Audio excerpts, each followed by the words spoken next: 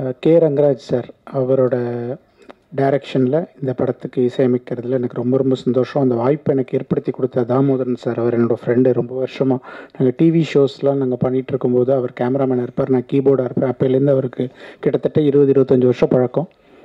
So நான் படங்கள்லாம் பண்ணிவிட்டு இடையில பிரேக் ஆகிட்டு நான் ஒரு டெக்னீஷியனாக ஒர்க் பண்ண ஆரம்பிச்சிட்டேன். நிறையா படங்களுக்கு சவுண்ட் இன்ஜினியராக ஒர்க் பண்ணியிருக்கேன். கரண்ட்லேயும் ஒர்க் பண்ணிகிட்ருக்கேன் நிறைய மியூசிக் டைரக்டர்ஸ்க்கு. கம்போஸராக நான் ஒர்க் பண்ணுறதுக்கு ஒரு கேப் ஆகிடுச்சு. அப்போ அவர் கூப்பிட்டு எனக்கு இந்த வாய்ப்பை கொடுத்தாரு. அவருக்கு நான் இந்த நேரத்தில் ரொம்ப நன்றியை தெரிவிச்சுக்கிறேன். அப்புறம் எனக்காக இன்றைக்கி வந்திருந்த இளையராஜா சாரோட கிட்டாரிஸ்ட் சதா சார், அப்புறம் சத்யா, அவங்க எல்லாருக்குமே என்னோட நன்றி. இளையராஜா சாரோட காம்பினேஷனில் சார் பண்ண அத்தனை படங்களும் சூப்பர் ஹிட்டு.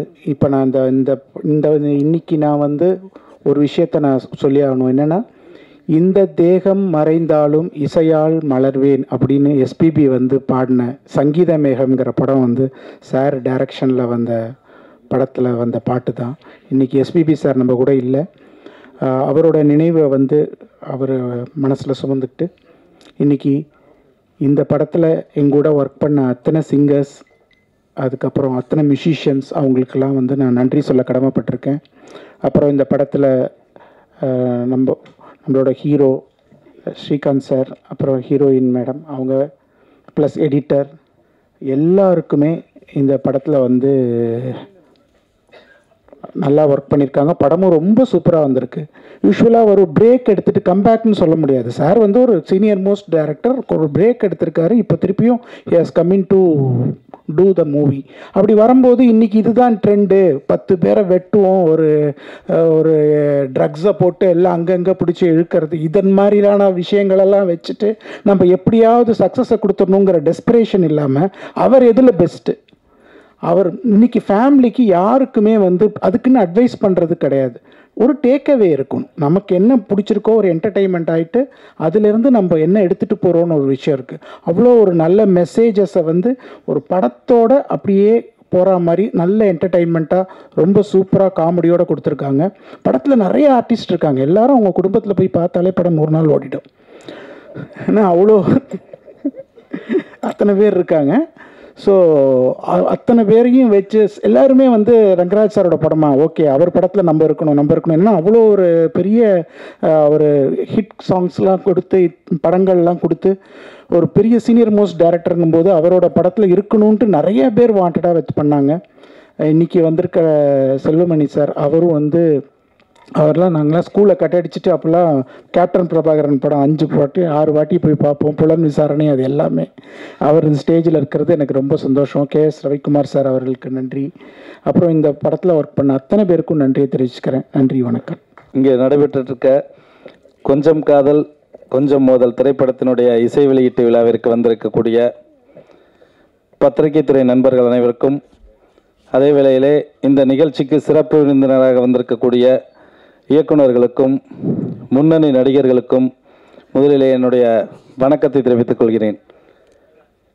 இந்த படத்தில் எனக்கும் ஒரு main role, second hero role பண்ணுறதுக்கு ஒரு வாய்ப்பு கிடைச்சிது. இந்த படம் கதை கேட்டோடனே ரொம்ப இம்ப்ரெஸ் ஆகி இந்த படம் எப்படியாவது நம்ம பண்ணணும் அப்படிங்கிற ஒரு ஆர்வத்தோடு நான் டைரக்டர்கிட்ட ரொம்ப நாள் ஃபாலோ பண்ணிகிட்டு இருந்தேன். மிகப்பெரிய ஒரு காமெடி பட்டாளங்களோடு குடும்பத்திற்கு ஏற்றவாறு குடும்பத்தோடு பார்க்கக்கூடிய ஒரு மிக சிறந்த படமாக இந்த வருஷம் இது அமையுங்கிற நம்பிக்கையோட இந்த படத்தில் நானும் எனக்கு கிடைச்ச வாய்ப்பை நான் பயன்படுத்தியிருக்கேன். ஆகவே இந்த படத்திற்கு மிக சிறப்பாக இசையமைத்து கொடுத்த இசையமைப்பாளர்களுக்கும் இந்த நேரத்தில் முக்கியமாக நான் நன்றியை தெரிவித்துக் கொள்கின்றேன். ஏன்னா அவர் பண்ணியிருக்க மியூசிக் மட்டும் இல்லை, ஒரு சில சீன்ஸ் நான் பார்த்தேன் எடிட்டிங் போயிட்டுருக்கும் போது, மிக பிரம்மாண்டமான அந்த பேக்ட்ராப் மியூசிக்லாம் ரொம்ப நல்லா பண்ணியிருந்தாங்க.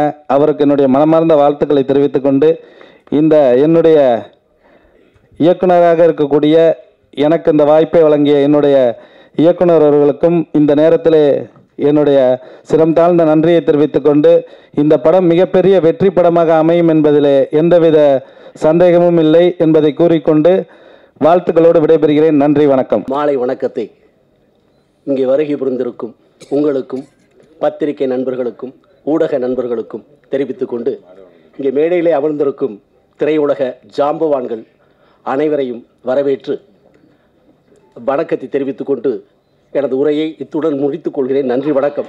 எல்லோருக்கும் வணக்கம். நான் கொஞ்சம் ஸ்பீடாக ஷார்ட்டாக முடிச்சுக்கிறேன். இந்த படத்தினுடைய தேங்க்யூம்மா. தயாரிப்பாளர் சாரை பற்றி சொல்லணும். விஎஸ் மாணிக்கம் சார் அவர்கள். அதாவது சினிமாவை அவ்வளோ நேசித்து காதலோட படம் எடுக்கணும்னு சென்னையில் இறங்கி இன்றைக்கி அழகான படங்களை எடுத்து அற்புதம் பல பேருக்கு வேலை வாய்ப்பு கொடுத்துட்ருக்காரு. சினிமா காட்டுற சில அனுபவத்தில் பல பேர் ஓடி போயிடுவாங்க. ஆனால் இவர் நின்று பேசி ஜெயிப்பார் கண்டிப்பாக. அந்த விதத்தில் விஎஸ் மாணிக்கம் சாருக்கு என்னுடைய பாராட்டுக்கள். அடுத்தது படத்தின் இயக்குனர் கே ரங்கராஜ் சார். அற்புதமான பல படங்களை நினைவே ஒரு சங்கீதம், உயிரை உனக்காக, பாடி நிலவன்னு பாடல்களும் நல்ல கதையம்சமும் உள்ள அற்புதமான படங்களை எடுத்து கொடுத்த ஒரு அருமையான ஒரு டைரக்டர், அனுபவம் வாய்ந்த ஒரு டைரக்டர். ஒரு லாங் பேக் அப்புறம் திருப்பி வந்து ஒரு படம் எடுக்கிறாரு. ஸோ இவர் எடுக்கிற விதத்தை, இவர் வேலை செய்கிற விதத்தை பார்த்தா வயசுங்கிறது ஒரு மேட்டரே இல்லை அப்படிங்கிற மாதிரியான விஷயம் தெரியுது. அது அந்த அளவுக்கு எனர்ஜியோட ஒரு ஸ்பாட்டில் அவர் வேலை செய்கிறத பார்த்தா நம்ம இந்த வயசில் இதெல்லாம் பத்தலை அப்படிங்கிற மாதிரியான ஒரு அனுபவம் கிடச்சிது. அருமையாக பயங்கரமாக என்கரேஜ் பண்ணுறதாகட்டும், அவர் ஸ்பாட்டில் என்னுடைய விஷயங்கள் சொல்லும்போது பொறுமையாக கேட்குறதாகட்டும், அவர் வேலை செய்கிற விதமே அவ்வளோ பிடிச்சிருந்தது. எனக்கு தெரிஞ்சு இந்த படம் ஜெயிக்கிற பட்சத்தில் இவரோட காலத்தில் சமகாலத்தில் வாழ்ந்த இயக்குனர்கள்லாம் நம்மளும் படம் பண்ண ஆரம்பிச்சிடலாம் போல இருக்கேன்னு சொல்லி தட்டி எழும்புறதுக்கான வாய்ப்புகள் அப்படி இருக்குது. அவ்வளோ அனுபவமிக்க டைரக்டர் நான் நடித்தது ரொம்ப சந்தோஷமாக இருக்குது. அடுத்தது இந்த படத்துக்கு அழகான ஒளிப்பதவி தந்த தாமோதரன் சார், அற்புதமாக எடிட் பண்ண என்னுடைய நண்பர் கே, நல்ல லவ்வபிள் சாங்கை கொடுத்துருக்கிற சுந்தர் சார், எல்லாம் ஜோராக பணியாற்றிருக்காங்க. அதுக்கப்புறம் படத்தில் இருக்கிற ஆர்டிஸ்ட்டை பார்த்தீங்கன்னா எவர் கிரீன் ஒரு சாக்லேட் பை இமேஜில் இருக்கக்கூடிய ஸ்ரீகாந்த் சார். அவர் வந்து February 29 பிறந்திருப்பாரான்னு இல்லை, 4 வருஷத்துக்கு ஒரு தடவை பர்த்டே கொண்டு வர பொழுது மெல்லமாக ஏஜ் ஆகுது அவளுக்கு. ஏதோ ரோஜா கூட்டம் படம் பண்ணதுக்கப்புறம் இந்த படம் பண்ண மாதிரியே இருக்குது. அந்தளவுக்கு எப்போவுமே இளமையாக இருக்கார். ஷூட்டிங் ஸ்பாட்டில் ஜாலியாக இருக்கும். பூஜிதா மேம்.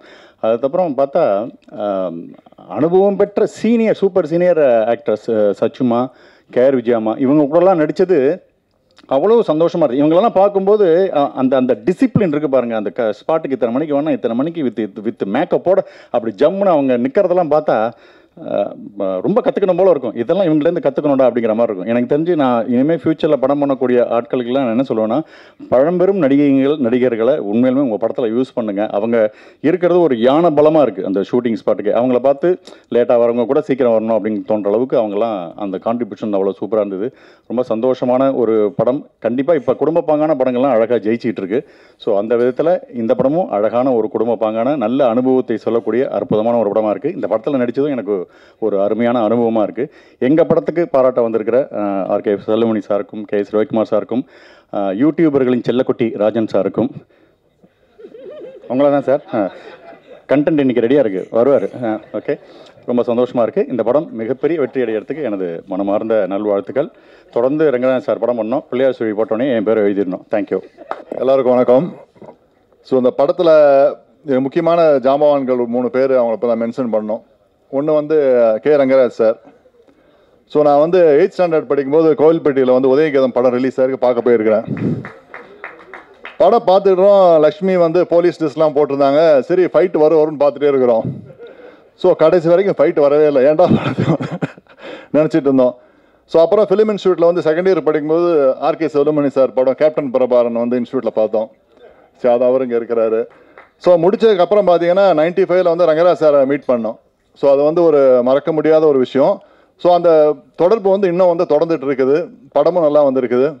இன்னொன்று KS ரவிக்குமார் சார், அவர் பிஸ்தா படம், அந்த படத்துக்கு ட்ரைலர் நான் எடிட் பண்ணி கொடுத்தேன். பட் தெரியாது யார் என்னன்னு. ஸோ 3 பேரோட கனெக்ஷன் இங்கே இருக்குது. தேங்க்யூ எல்லாருக்கும் வந்ததுக்கு. ரொம்ப நன்றி வந்ததுக்கு. தேங்க்யூ.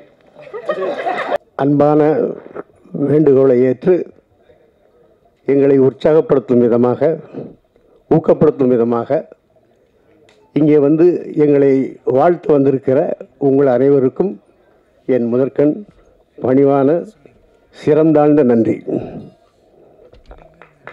குறிப்பாக ரவிக்குமார் அவர்கள், அவர் பேர் சொன்னாலே தெரிய வரும் விஷயம் என்னவென்றால், அவருடைய பிளானிங் என்ன எடுக்கப் போகிறோம் என்று 100% முடிவு செய்வார். அதில் கராராக இருப்பார். அதிலும் கோவப்பட தயங்க மாட்டார். அந்த வேலை சரியாக நடக்க வேண்டும் என்ற காரணத்திற்காக இந்த காம்பினேஷனில் இந்த குணங்களில் அவர் வந்து கமல் சார், ரஜினி சாரோட அவர் பண்ண பல சாதனை படங்கள் வந்து திரைப்பட சரித்திரத்தில் மறைக்கப்பட முடியாத சில பக்கங்கள். அவருக்கு கோபம்தான் பலம்னா இன்னொருத்தருக்கு கோபமே பட தெரியாது. அவர் தான் செல்வமணி. அதாவது பிரம்மாண்ட இயக்குனர் சங்கர் அவர்களுக்கு முன் தமிழ் திரையுலகத்தில் பிரம்மாண்ட படங்கள் எடுத்தவர் செல்வமணி அவர்கள். பல வெற்றி படங்களை கொடுத்தவர். திரைப்பட கலைஞர்கள், திரைப்பட கல்லூரியில் படித்தவர்களுக்கு ஒரு மரியாதையை சம்பாதித்து கொடுத்தவர். அது மட்டுமல்ல, இந்த தொழிற்சங்கங்கள், பல தொழிற்சங்கங்களில் அவர் தலைமையேற்று திரைப்படத்தில் தீர்க்க முடியாத பல சங்கடங்களை, சில பிரச்சனைகளை கடுமையான நேரத்தில் கூட சிரித்துக்கொண்டே அதை சரியான முடிவெடுத்து அந்த பிரச்சனையை முடித்து வைத்தவர் செல்வமணி அவர்கள். யார் வேண்டுமானாலும் அவரை சந்தித்து பிரச்சனைகளை சொல்லலாம், அதை அவர் சரியான முறையில் தீர்த்து கொடுப்பார். அப்படி ஒரு தலைமை பண்பாளர். அவர்களுக்கும் ராஜன் ஐயா என்றால் அவருக்கு நக்கீரன் என்று கூட பெயர் வைக்கலாம். காரணம், மனதில் எதுப்பட்டாலும் அவர் வந்து நேரடியாக எந்த தயக்கமின்றி சொல்லக்கூடியவர். அவர்களெல்லாம் இந்த விழா மேடையிலே எங்களுக்கு ஆசீர்வாதம் அளித்து வாழ்த்துக்களை வழங்கி இருக்கிறார்கள். அதை நாங்கள் என்றும் மறக்க மாட்டோம். அடுத்து என்னோட வேலை செய்த பல கலைஞர்கள் இங்கே மேடையில் இருக்கிறார்கள். சிங்கம்புலி சார் வந்து அவருக்கு டபுள் சம்பளம் கொடுக்கலாம். ஒன்று மைக்குக்கு முன்னாடி, இது கேமராவுக்கு முன்னாடி நடிப்பார். அதுக்கப்புறம் கட்டுன்னு சொன்னதுக்கப்புறம் கேமராவுக்கு பின்னாடி வந்து அவர் சொந்த கதைகள் சொல்லி கலகலப்பாக்கிடுவார். அந்த மாதிரி ஒரு கலகலப்பான மனிதர். அப்புறம் ஷியாம், அவர் வந்து எந்த ஷாட்லேயும் ஒரு 2 சொந்த டைலாக் போடாமல் அவருக்கு திருப்தி வராது. அப்படிப்பட்ட அற்புதமான நடிகர். அப்புறம் கேட்க வேண்டியது, சொல்லவே வேண்டியதில்லை, நம்ம ரமேஷ் கண்ணா அவர்கள், அனுமோகன் அவர்கள், அவர்களின் இயக்குனர்கள் என்ற அந்த அனுபவம் எங்களுக்கு மிகவும் சிரமம் இல்லாமல் வேலை செய்ய முடிந்தது. அப்படிப்பட்ட கலைஞர்கள். மேலும் இந்த படத்திலே தாமோதரன் என்ற ஒளிப்பதிவாளர், கிருஷ்ணகுமார் என்ற கே மற்றும் காதல்மதி, நல்ல இசையை கொடுத்த ஆர்கே சுந்தர், இவர்களெல்லாம் எனக்கு மிகவும் பக்கபலமாக இருந்து ஒரு சிறப்பான படத்தை உருவாக்க உதவியாக இருந்தார்கள். இதிலே பத்திரிகையாளர்கள் மத்தியிலே, மீடியா நண்பர்கள் மத்தியில் ஒரு விஷயத்தை சொல்ல வேண்டும். நான் உங்களில் ஒருவன். இதை சொன்னவுடன் நீங்கள் நினைக்கலாம், இது என்னடா இடத்துக்கு தகுந்த போது சந்தர்ப்பவாதியாக பேசுகிறான் என்று நினைக்கலாம். சில தகவல்களை சொன்னால் உங்களுக்கு புரியும். நான் கல்லூரியில் படித்து கொண்டிருந்த போது ஸ்ரீதர் பாலச்சந்தர் அவர்களின் படங்கள் எனக்கு ரொம்ப இன்ஸ்பிரேஷனாக இருந்தது. அப்போது ஃபிலிமேலியாவில் கட்டுரைகள் எழுதி அனுப்புவேன். எம்ஜி வல்லபன் அதை பிரசுரித்தார். எனக்கு அது மிகவும் உற்சாகத்தை கொடுத்தது. சென்னைக்கு எம்ஜி வல்லபன் என்ற ஒரு பெயரை மட்டும் தெரிந்து கொண்டு சென்னைக்கு வந்தேன். அவரோடு நட்போடு இருந்தேன். அவர் சொன்னார், திரையுலகத்திலே உங்களுக்கு பலரையும் தெரிய வேண்டும் என்றால் பத்திரிகையாளர்களாக இருந்து பேட்டி கண்டு நம் பத்திரிகையில் எழுதுங்கள் என்று சொன்னார். அப்போது சரி, அப்போது பல கட்டுரைகள் அதில் பிரசுரமானது. பத்திரிகையாளனாக நான் அதில் பணியாற்றிக் கொண்டிருந்தேன், ஃப்ரீலான்சராக. அப்புறம் அதில் கூட மௌனம் என்று ஒரு கதையை பிரசுரித்தார், என்னுடைய கதையை. அது கேசி ஃபிலிம்ஸ் அவர்கள் வந்து முதலிரவு என்ற பேரில் எடுத்தார். அப்புறம் 16 வயதிலே படத்தை பற்றி ஒரு ரைட்டப் எழுதினேன். அதை பார்த்த பாரதிராஜா அவர்கள், யார் இந்த பையன் என்று கேட்டிருக்கிறார். என்னை பற்றி சொன்னவுடன் பார்க்க வேண்டும் என்றிருக்கிறார். நான் அதை பெரிய அரிய சந்தர்ப்பமாக எண்ணி அவரை சந்தித்தேன். அப்போது அவரோடு ஏற்பட்ட பழக்கம். என்னுடைய விண்ணப்பத்தை ஏற்று அவர் வந்து உதவியாளனாக ஏற்றுக்கொண்டார். இப்படி என்னுடைய திரையுலக வாழ்க்கைக்கு நான் பத்திரிகையாளராக இருந்தது ஒரு பாலமாக அமைந்தது. அதனால தான் நான் உங்களில் ஒருவன் என்று சொன்னேன். மற்றபடி எனக்காக சொல்லவில்லை, நமக்கு தெரியும் தான் இவனை சப்போர்ட் பண்ணியிருக்கலாமே அப்படின்ட்டு பின்னாடி நீங்கள் ஃபீல் பண்ணக்கூடாது. அதனால தான் சொல்லுவேன். அதனால் உங்களின் அன்பான பணிவான பண்பான விமர்சனத்தால் இந்த படத்தை வெற்றிப்பட செய்ய வேண்டும் என்று கேட்டுக்கொண்டு உங்களிடம் வந்து விடைபெறுகிறேன்.